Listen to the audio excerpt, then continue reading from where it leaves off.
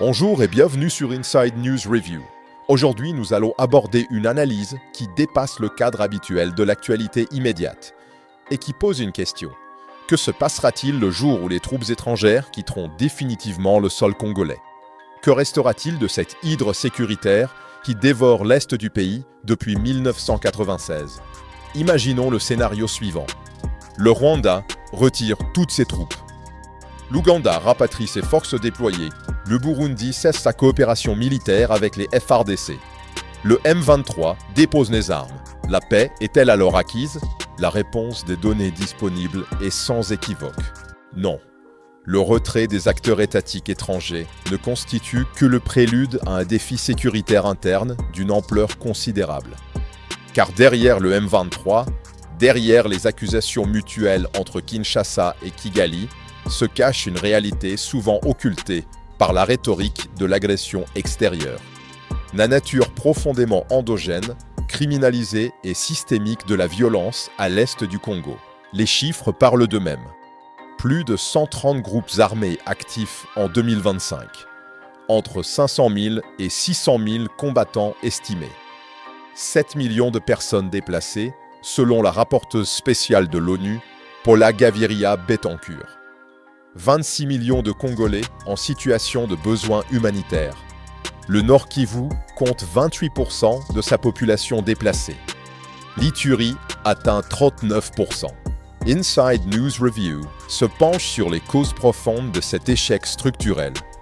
Dans cette première partie, nous analyserons les raisons de l'échec des approches antérieures, identifierons les groupes armés susceptibles de perdurer après le retrait des troupes étrangères, examinerons les mécanismes d'autofinancement de l'économie de guerre et proposerons des solutions offrant une réelle perspective de succès. Cette émission s'appuie sur 2 rapports de recherche fondés sur plus de 90 sources académiques et institutionnelles, couvrant la période 2002-2025.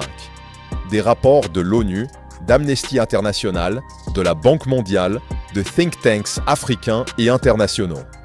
La question centrale est la suivante. Comment désarmer et réintégrer définitivement ces groupes armés? La réponse exige d'abord de comprendre pourquoi les approches passées ont échoué.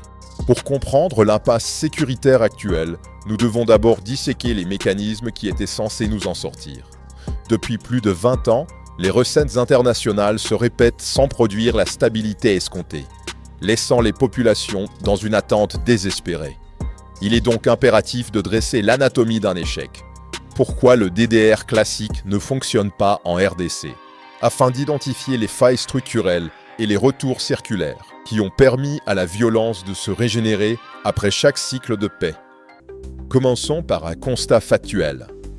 La République démocratique du Congo a connu 3 vagues majeures de programmes de désarmement, démobilisation et réinsertion depuis 2003. Chaque vague a produit des résultats inférieurs à la précédente. Entre 2003 et 2008, le programme CONADER 1 ciblait 330 000 combattants. Environ 150 000 ont été réintégrés. Le taux de réengagement documenté dans les groupes armés a dépassé 40%.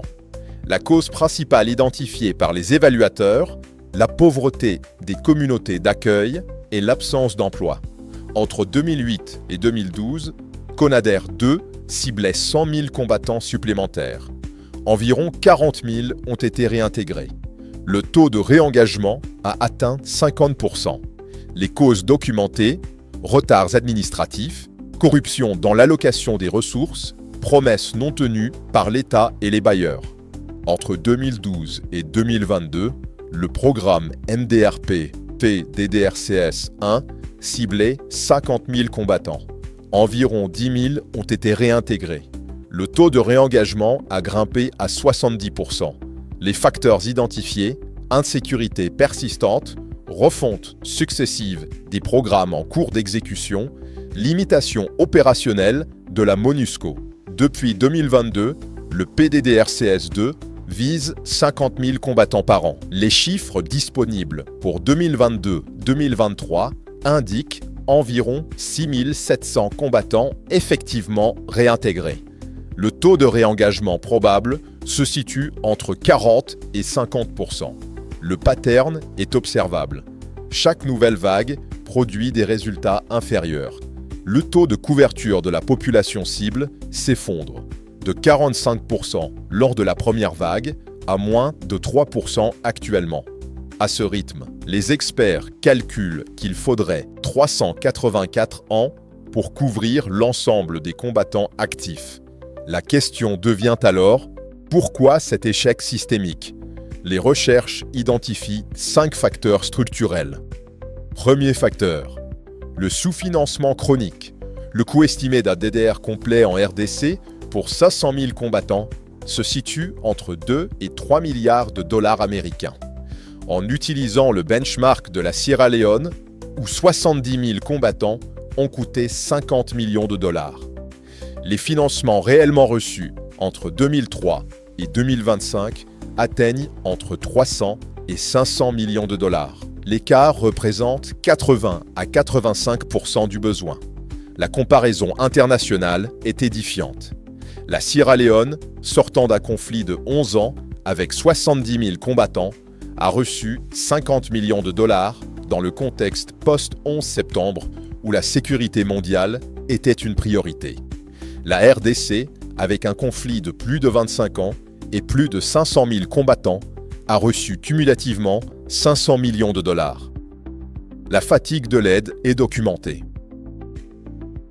Deuxième facteur, l'absence d'alternative économique post-démobilisation. Les allocations DDR se terminent après 6 à 12 mois. L'ex-combattant retourne dans une pauvreté structurelle où 75% de la population congolaise vit avec moins de 2,15 $ par jour. Le choix rationnel devient le réengagement dans un groupe armé qui offre un salaire régulier d'au moins 50 $ par mois, de la nourriture, une sécurité relative et un accès au pillage pouvant rapporter entre 100 et 500 $ supplémentaires. La mathématique est simple. Les allocations DDR représentent environ 100 $ par mois pendant 6 mois, soit 600 $ au total. Le gain annuel dans un groupe armé dépasse 600 $. Le calcul économique rationnel favorise le retour en brousse. Des études longitudinales menées au Nord Kivu par les chercheurs Jason Stearns et Lee Peis ont tracé les mêmes individus à travers plusieurs cycles entre 2003 et 2023. Certains ex-combattants ont effectué entre 5 et 7 cycles de démobilisation et réengagement. Ce phénomène porte un nom académique, le retour circulaire.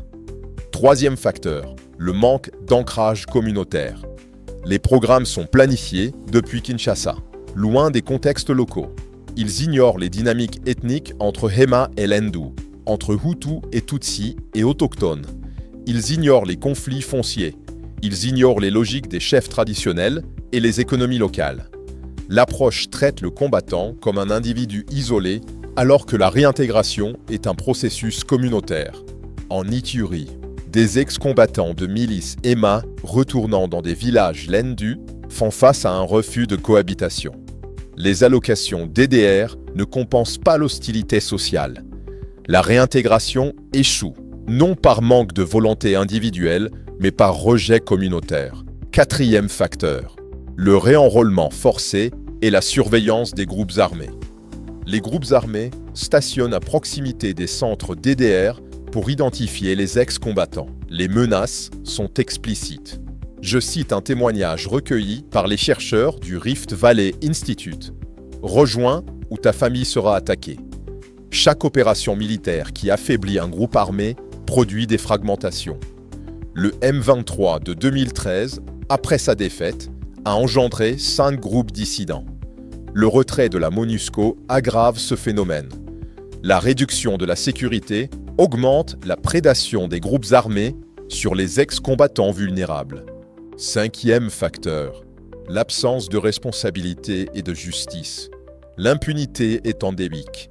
Les seigneurs de guerre ne sont pas poursuivis. Environ 25 000 ex-combattants ont été intégrés dans les FARDC entre 2003 et 2023. La majorité sans vérification de leurs antécédents criminels. La quasi-totalité des gouverneurs et administrateurs locaux de l'Est sont d'anciens combattants sans obligation de rendre des comptes. Les 5 millions de déplacés et les 200 000 femmes violées documentées refusent la cohabitation avec des ex-combattants impunis. Le corollaire est direct. L'impunité envoie un signal, l'inaction de la justice signifie que les comportements violents n'ont pas de conséquences. Les ex-combattants n'ont aucune incitation à changer. Ils recréent les structures de violence au sein des FARDC, des gouvernements locaux et des administrations provinciales. La comparaison avec le Burundi est instructive. Entre 2003 et 2015, le Burundi a démobilisé environ 60 000 combattants Hutus et Tutsis. Le processus a combiné une commission vérité et réconciliation, des poursuites sélectives et une reconstruction de l'armée nationale par vérification et formation. Le résultat a été une paix relative maintenue de 2006 à 2015, avant que la crise politique de Nkurunziza ne crée un problème nouveau sans rapport avec le DDR. Le facteur de succès identifié, un leadership politique fort associé à une armée reconstituée et une justice transitionnelle accessible aux victimes. La RDC n'a jamais réuni ces conditions simultanément.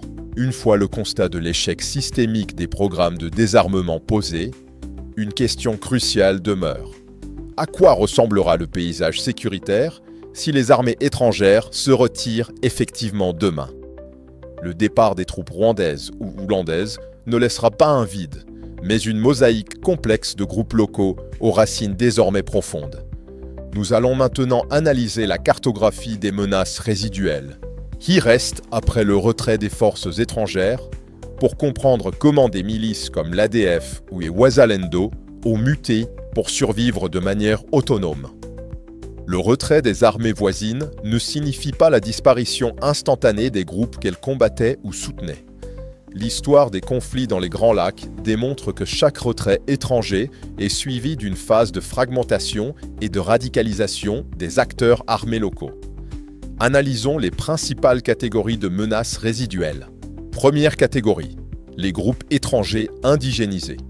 Ces groupes, bien qu'étrangers à l'origine, ont métastasé dans le tissu congolais. Ils ne peuvent plus être traités comme des corps étrangers extractibles chirurgicalement. Les forces démocratiques alliées, connues sous l'acronyme ADF, constituent la menace la plus létale et la plus complexe. Initialement une rébellion ougandaise, formée en 1995, l'ADF est devenue affiliée à l'État islamique sous le nom d'ISCAP. Selon l'Institute for Security Studies, l'ADF était le deuxième acteur non étatique le plus meurtrier contre les civils en 2025. Le mécanisme de survie de l'ADF ne dépend plus de Kampala ni de soutiens étatiques. Le groupe a développé des activités économiques dans le cacao, le café et le bois. Les données de l'ISS révèlent que l'ADF utilise des intermédiaires qui mélangent le financement terroriste aux paiements informels quotidiens. Les mototaxis et transporteurs fournissent la logistique. Les transferts d'argent mobile facilitent les flux financiers fragmentés pour éviter la détection. L'opération Shuja, lancée conjointement par les FARDC et l'armée ougandaise en 2021, a obtenu des succès tactiques. Plusieurs commandants capturés, des camps détruits, des armes récupérées. Mais le bilan stratégique est paradoxal. Plutôt que de démanteler les bases de l'ADF, l'opération a conduit à une expansion de la zone de conflit. L'ADF, initialement cantonnée au territoire de Beni au Nord Kivu, s'est dispersée vers l'Ituri, puis vers d'autres zones. La capture de Goma et Bukavu par le M23 début 2025 a créé un vide sécuritaire que l'ADF a exploité pour étendre ses opérations. L'attention nationale et internationale focalisée sur le M23 a permis à l'ADF de se renforcer dans l'ombre.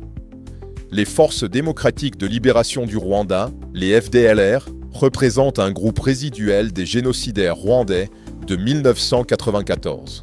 Mais la composition actuelle diffère profondément de l'organisation originelle. La majorité des combattants sont des jeunes nés en RDC qui n'ont jamais connu le Rwanda. L'estimation actuelle situe les effectifs entre 2000 et 5000 combattants, même peut-être moins. Le mécanisme de survie des FDLR repose sur le contrôle du commerce de charbon de bois dans le parc des Virunga. Le charbon, appelé makala, est indispensable aux ménages de Goma pour la cuisine. Les FDLR ont tissé des alliances d'intérêt avec certains officiers des FARDC, partageant les rentes de cette économie illicite. Le rapport du Global Initiative contre le crime organisé transnational, publié en janvier 2025, confirme cette collaboration entre les FARDC et les milices FDLR pour le contrôle du trafic de charbon et de bois. Le rapport final 2025 du groupe d'experts de l'ONU sur la RDC confirme que le président Tshisekedi continue de s'appuyer sur les Wazalendo et les FDLR comme forces auxiliaires pour combattre l'AFC M23. Cette collaboration complique toute stratégie de neutralisation des FDLR. Deuxième catégorie, les milices communautaires et identitaires. Ces groupes sont le produit direct de la faillite de l'État dans la gestion des terres et de la citoyenneté. La Codeco, acronyme de Coopérative pour le développement du Congo, n'est pas un proxy étranger.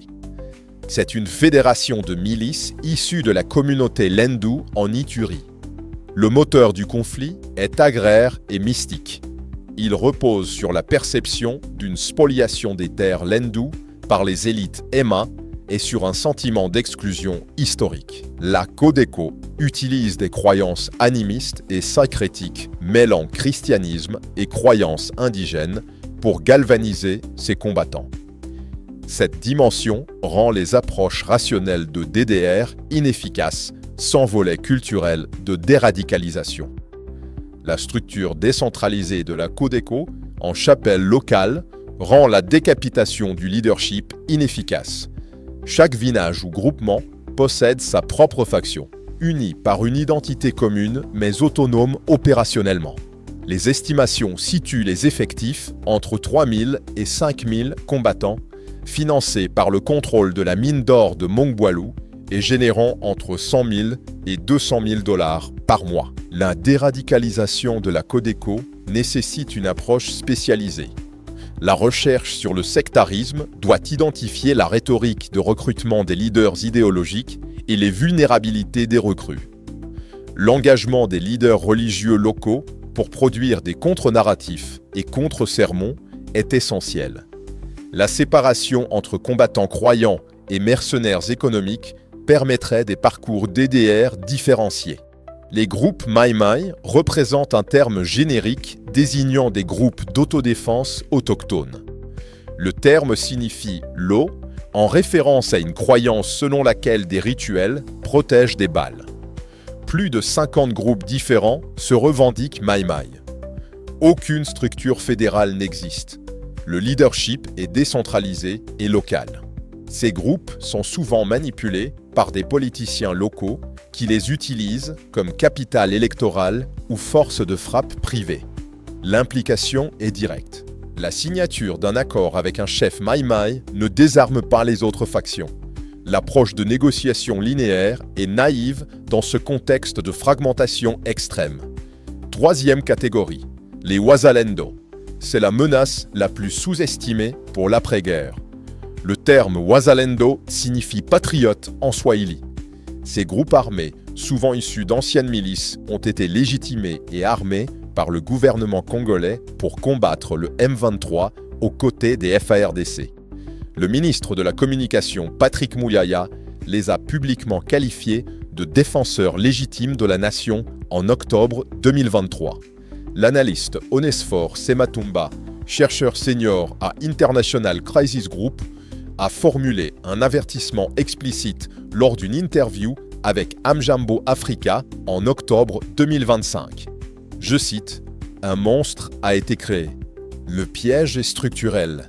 En cas de paix, l'État devra demander à ses héros de rendre les armes. » L'analyse des réseaux sociaux réalisée par Insecurity Insight en juillet 2025 sur 4580 commentaires publics montre que les Wazalendo sont perçus par une partie de la population comme des défenseurs patriotiques comblant un vide sécuritaire laissé par l'État. Mais ils sont également critiqués comme des milices indisciplinées contribuant à l'instabilité. Les déclarations des commandants Ouazalendo indiquent qu'ils refuseront de désarmer. Un leader Ouazalendo a déclaré en avril 2025, selon le think tank Critical Threats, les combattants Ouazalendo ne sont pas d'accord avec les discussions qui ont lieu à Doha. Ces pourparlers ne nous concernent pas. Le général Amuli Chiviri, qui dirige le secteur opérationnel Sokola 2 au sud-sud Kivu de l'armée congolaise, a dit aux milices Ouazalendo de se préparer à de fortes attaques contre les positions de l'AFC M23, affirmant que le groupe milicien n'a pas à suivre l'accord de paix en cours négocié par le Qatar. Cette directive a été émise lors d'une réunion à Uvira avec les commandants Ouazalendo opérant dans les territoires d'Uvira, Fizi, Mwenga, Kalehe et Walungu au sud Kivu. Chaque commandant Ouazalendo présent à la réunion a reçu $600 américains comme motivation. La fragmentation est déjà visible. Des rapports signalent des affrontements entre factions Ouazalendo pour le contrôle des barrières de péage illégales et des sites miniers comme Rubaya. Il constitue un État parallèle, en gestation, lourdement armé et fort d'une légitimité populaire acquise dans le combat contre le M23.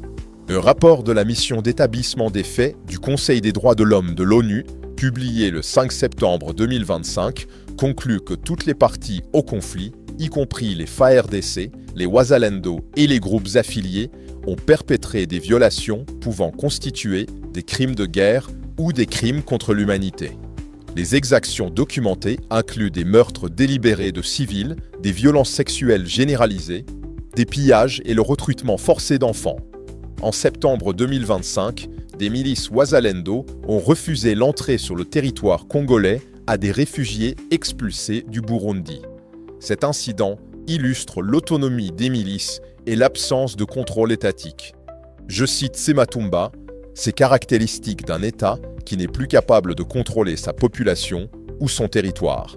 Même le gouverneur et les autorités provinciales se cachent à Bujumbura par peur. Cependant, la persistance de ces groupes ne s'explique pas uniquement par des revendications politiques ou identitaires. Elle repose sur un socle financier extrêmement robuste et globalisé. La guerre à l'Est est devenue, au fil des décennies, un mode de production et de survie pour des milliers d'individus. Plongeons dans l'économie politique de la violence, un système qui s'auto-entretient, où le coltan, l'or et le charbon de bois financent une instabilité dont les bénéficiaires se trouvent bien au-delà des frontières congolaises. L'économie de guerre à l'est de la RDC ne se limite pas au pillage opportuniste. C'est un système organisé, intégré à l'économie mondiale. Analysons les principales filières de financement des groupes armés. Le coltan et les minerais 3T représentent la source de financement la plus médiatisée. Le contrôle des sites miniers stratégiques, comme Rubaya, génère environ $800 000 par mois pour le M23 seul, selon les estimations des experts. Ces minerais sont intégrés dans les chaînes d'approvisionnement technologique, malgré les réglementations Dodd-Frank et les certifications européennes. L'or artisanal finance la Codeco, les Mai-Mai et les Ouazalendo. Le contrôle physique des puits, la taxation des creuseurs et la vente au comptoir d'achat génèrent des revenus substantiels. L'or est facilement fondu et contrebandé vers les hubs régionaux de Bujumbura, Kampala et Nairobi, puis vers Dubaï. Le rapport de la Banque mondiale et les données de Relief Web confirment que le commerce de l'or est une source majeure de financement des groupes armés. La plupart des transactions ne sont pas enregistrées. Le cacao constitue une source majeure de revenus pour les ADF. Le mécanisme documenté par l'Orion Policy Institute inclut le vol de récolte, la taxation des planteurs et l'exploitation de plantations propres. L'exportation transite par l'Ouganda. Le cacao des zones contrôlées par les ADS est mélangé au cacao légal et finit dans les chaînes d'approvisionnement mondiales du chocolat. La traçabilité est difficile car le cacao ne bénéficie pas des mêmes dispositifs de certification que les minerais. Le charbon de bois représente le monopole des FDLR dans les Virunga. Le charbon alimente la survie des ménages de Goma. Les réseaux de transport sont souvent liés à des acteurs étatiques. Le prix du charbon finance directement l'achat d'armes et le paiement des combattants. Cette activité contribue massivement à la destruction de l'environnement, notamment du parc national des Virunga, dernier refuge des gorilles des montagnes, une espèce en danger critique d'extinction. La fiscalité routière représente une source de revenus pour tous les groupes. Les barrières illégales sur les axes vitaux, comme la RN2 et la RN4, permettent le rançonnement direct des commerçants et transporteurs. Le coût est répercuté sur les civils sous forme d'augmentation du coût de la vie. Les estimations du total des revenus des groupes armés se situent entre 2 et 3 milliards de dollars par an. Ce montant provient de l'extraction des ressources naturelles, des réseaux criminels transfrontaliers et des contributions de diaspora. L'analyse comparative avec l'emploi formel est édifiante. Le salaire médian en RDC est inférieur à 50 dollars par mois. Un jeune chômeur gagne 0 dollars par mois. Une carrière dans un groupe armé rapporte entre 10 et 50 fois plus. L'implication stratégique est directe. La fin de la guerre militaire ne stoppera pas ces flux financiers. Tant que le cacao de Beni ou le charbon des Virunga trouveront preneurs sans régulation stricte, les groupes armés auront les moyens de tailler leurs recrues et d'acheter des armes. La question des intérêts multinationaux doit être posée. L'instabilité en RDC maintient les prix des minerais bas pour les acheteurs mondiaux. Apple, Samsung, BMW, Tesla bénéficient de coûts réduits. La stabilité signifierait des prix plus élevés et des coûts accrus pour les acheteurs. Le calcul économique des multinationales n'est pas aligné sur la stabilisation totale de la RDC. Une instabilité de faible intensité représente un compromis acceptable entre le coût réputationnel et les économies sur les matières premières. La preuve de ce paradoxe réside dans l'effet du Dodd-Frank Act de 2010. Cette loi américaine visait à restreindre l'achat de minerais de conflit en provenance de la RDC. La réaction documentée a été une augmentation du pillage non tracé. Les violences ont augmenté de 50% entre 2010 et 2011. La régulation n'a pas réduit la violence. Elle a redirigé les flux vers des canaux informels. L'anomalie des exportations rwandaises illustre ce phénomène. Le Rwanda réexporte plus de 90% des minerais qu'il commercialise, alors qu'il ne produit pratiquement pas de coltan ni d'or. L'intégralité de l'approvisionnement provient de la contrebande depuis la RDC.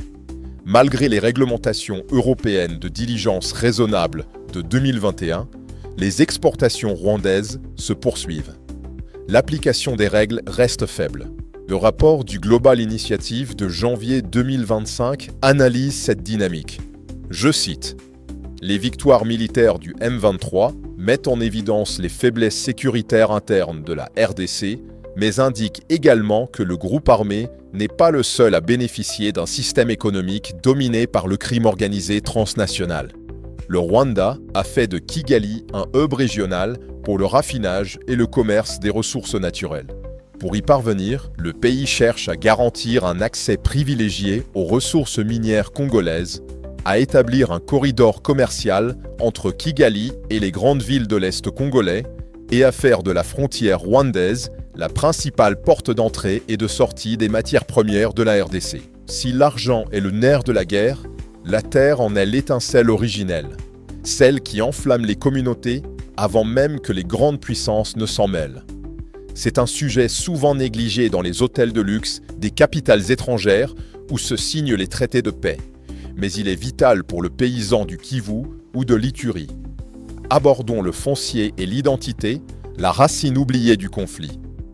Ce moteur invisible des tensions intercommunautaires qui rend toute solution diplomatique superficielle si elle n'est pas ancrée dans le terroir.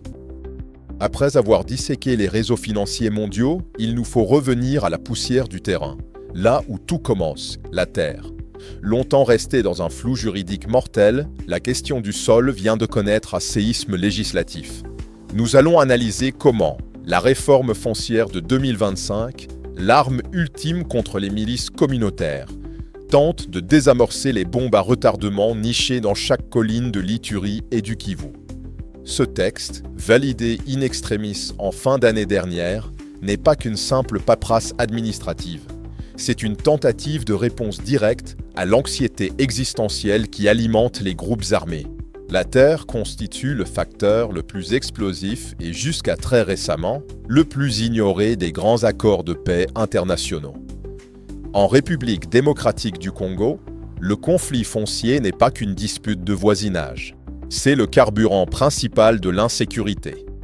Pendant 60 ans, la dualité entre une terre appartenant formellement à l'État, selon la loi Bakadjika, et une gestion réelle régie par la coutume, a créé une insécurité permanente. C'est précisément dans cette faille juridique que des groupes comme la Codeco ou les milices locales ont puisé leur légitimité, se présentant comme les seuls remparts contre une spoliation souvent orchestrée par des élites lointaines. Mais la donne a radicalement changé avec la nouvelle loi foncière promulguée fin 2025. Ce texte n'est pas une simple mise à jour administrative, c'est une véritable révolution de souveraineté locale. Pour la première fois dans l'histoire du pays, l'État reconnaît officiellement la validité juridique des droits fonciers coutumiers. Cela signifie que les chefs locaux ne sont plus de simples intermédiaires informels, mais des acteurs capables de délivrer des certificats fonciers communautaires reconnus par les tribunaux. En Ituri, là où les populations lendu percevaient les grandes concessions de pâturage EMA comme une menace existentielle, cette sécurisation juridique retire aux groupes armés leur principal argument de recrutement, la peur viscérale de perdre son champ. L'innovation majeure de cette réforme réside également dans la numérisation du cadastre national. En créant un système national d'information foncière, l'État ambitionne de mettre fin à la mafia des titres, où un même terrain pouvait être vendu 3 ou 4 fois, générant des cycles de vendetta sans fin. Cette loi introduit également une décentralisation poussée, rapprochant le bureau du cadastre des zones rurales les plus reculées. L'enjeu est de taille, transformer un paysan vulnérable et mobilisable par une milice en un propriétaire terrien sécurisé par la loi. Les études de la Banque mondiale suggèrent que la sécurisation foncière peut réduire de 40% l'adhésion des jeunes aux groupes d'autodéfense dans les zones post-conflit.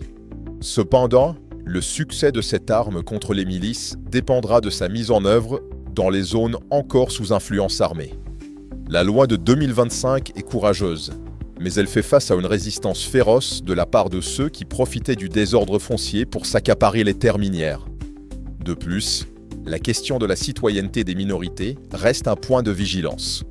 La loi doit être un outil de cohésion et non une nouvelle arme d'exclusion. Pour que la paix soit durable, l'État doit prouver que son administration est plus efficace que la Kalachnikov du milicien pour protéger le champ du citoyen. En somme, la fin de la guerre à l'Est ne se signera pas seulement dans les capitales régionales, mais dans les bureaux du cadastre de chaque territoire. Après avoir autopsié les racines foncières et les moteurs économiques du chaos, nous arrivons au cœur de notre réflexion, la construction d'un futur viable. Sortir de 3 décennies de violence exige d'abandonner les solutions de façade pour s'attaquer au logiciel même de l'insécurité. Nous allons maintenant explorer les solutions possibles, ce qui pourrait fonctionner, en articulant une réponse globale qui frappe simultanément sur les fronts militaires, financiers et judiciaires pour assécher définitivement les sources de l'instabilité. Le premier levier de cette transformation est la réforme radicale du secteur de la sécurité par la technologie. Pour briser la corruption systémique au sein des FARDC, la généralisation de la bancarisation mobile des soldes est une priorité absolue. En payant les militaires via mobile money, on élimine les soldats fantômes et on court-circuite les officiers prédateurs qui détournent les fonds. Un soldat qui reçoit son salaire intégralement et à temps est un soldat qui n'a plus besoin de piller les civils pour survivre. Ce volet doit s'accompagner d'une procédure de lustration, vetting, rigoureuse pour purger les rangs des éléments criminels et d'un casernement strict, garantissant une armée professionnelle et disciplinée. Sur le front de la richesse, l'État doit rendre la guerre économiquement suicidaire par une approche de traçabilité étendue. Il est impératif d'étendre la certification des minerais aux filières agricoles comme le cacao et le bois. Si ces produits ne peuvent plus être exportés sans une preuve d'origine légale, le trésor de guerre des groupes comme les ADF s'effondre. Parallèlement, la création de zones d'exploitation artisanales, ZEA, sécurisées par une police des mines, intègre les creuseurs dans un circuit formel. En offrant un tri juste et un cadre légal, l'État transforme des milliers de recrues potentielles pour les milices en acteurs de la reconstruction économique. La justice doit ensuite agir comme le ciment de cette paix. Puisque la création d'un tribunal international est politiquement entravée, la solution réside dans des chambres mixtes spécialisées.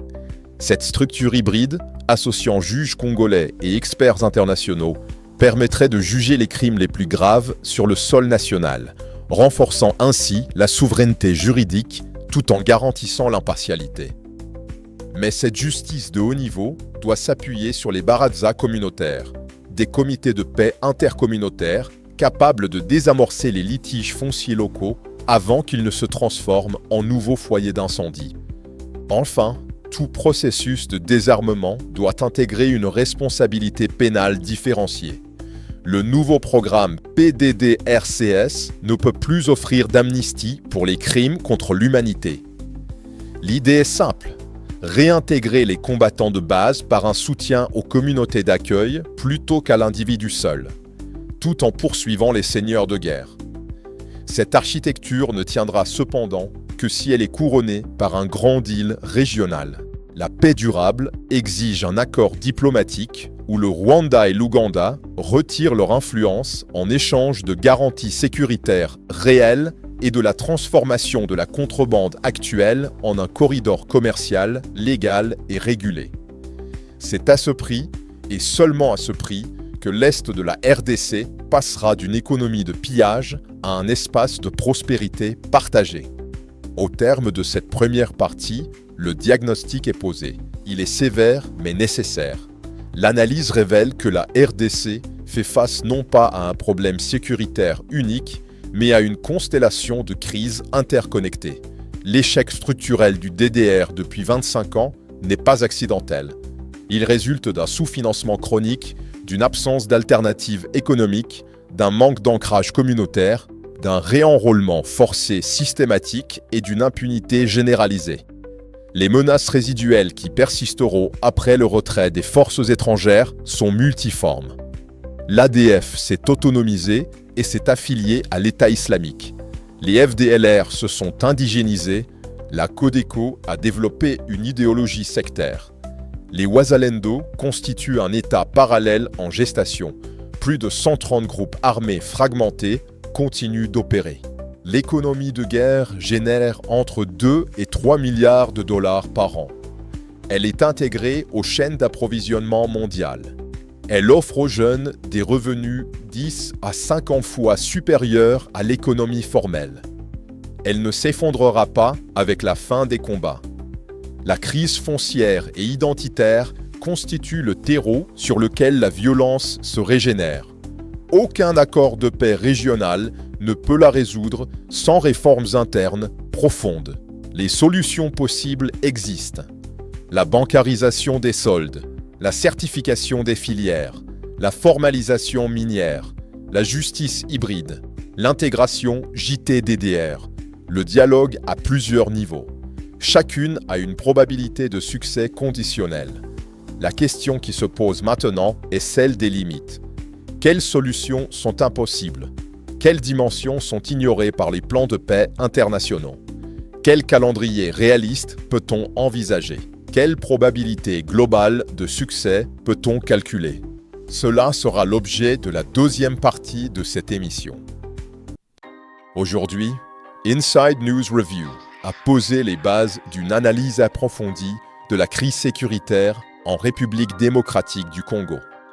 Nous avons examiné pourquoi les 3 vagues de programmes DDR depuis 2003 ont échoué, avec des taux de réengagement passant de 40% à 70%. Nous avons cartographié les menaces résiduelles. ADF, FDLR, Codeco, Mai Mai et Wazalendo. Ces groupes persisteront après le retrait des forces étrangères. Nous avons analysé l'économie de guerre qui génère 2 à 3 milliards de dollars par an et s'auto-entretient indépendamment des dynamiques géopolitiques. Nous avons identifié la crise foncière comme facteur explosif ignoré par les accords de paix internationaux. Nous avons examiné les solutions possibles: réforme du secteur de sécurité, formalisation économique, justice transitionnelle hybride, intégration JT-DDR et dialogue régional à plusieurs niveaux. Dans la deuxième partie, nous analyserons les solutions impossibles, les dimensions ignorées par les plans de paix, la feuille de route réaliste sur 20 à 30 ans et les probabilités de succès selon différents scénarios. C'était Inside News Review. Merci de votre attention. Nous vous donnons rendez-vous pour la suite de cette analyse.